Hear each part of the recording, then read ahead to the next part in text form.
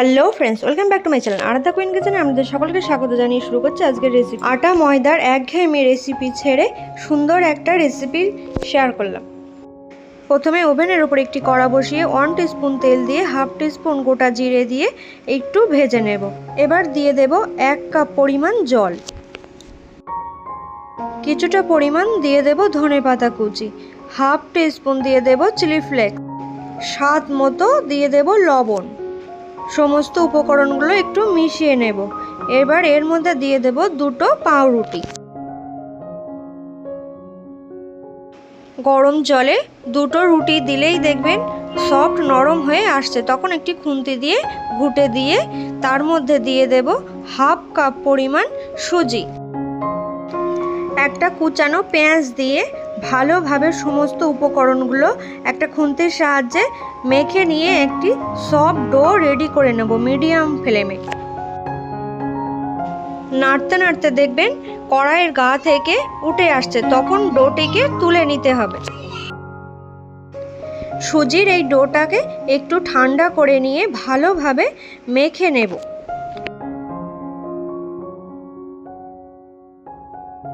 সুজির ডোটাকে ভালোভাবে মেখে নিয়ে 2 টুকরো করে ভাগ করে নেব।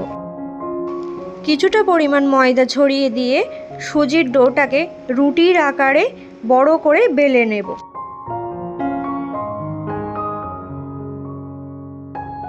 সুজির রুটিটাকে একটু মোটা করে বেলে নেব। একটা ঢাকনার সাহায্যে ছোট ছোট করে কেটে নেব। দেখুন বন্ধুরা, কতটা সুন্দর লাগছে দেখতে। এইভাবে আমি বাকিগুলো রেডি করে নেব। এবার ওভেনের উপরে একটি তাওয়া বসিয়ে 2 স্পুন তেল দিয়ে তেলটাকে একটু গরম করে নিয়ে সুজির নাস্তাগুলি দিয়ে উল্টে পাল্টে মিডিয়াম ফ্লেমে ভেজে নেব। বন্ধুরা, এই রেসিপিটি বানাতে খুব বেশি সময়ও লাগে না আর বেশি তেলেরও প্রয়োজন হয় না। চট জলদি কম সময়ের মধ্যে হেলদি একটা রেসিপি রেডি করে নিতে পারেন। আটা ময়দার একঘেয়েমি রেসিপি ছেড়ে আপনারা সুজি আর পাউরুটি দিয়ে এই নাস্তাটি ঝটপট রেডি করে নিতে পারেন।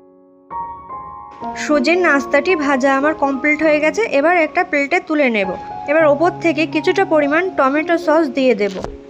আপনি যদি আমার চ্যানেলে নতুন বন্ধু হয়ে থাকেন তাহলে সাবস্ক্রাইব করার অনুরোধ রইল। টমেটো সসের ওপরে দিয়ে দেব স্লাইস করে কাটা শসা। শসার ওপরে দিয়ে দেব সুজির ভেজে রাখা নাস্তা।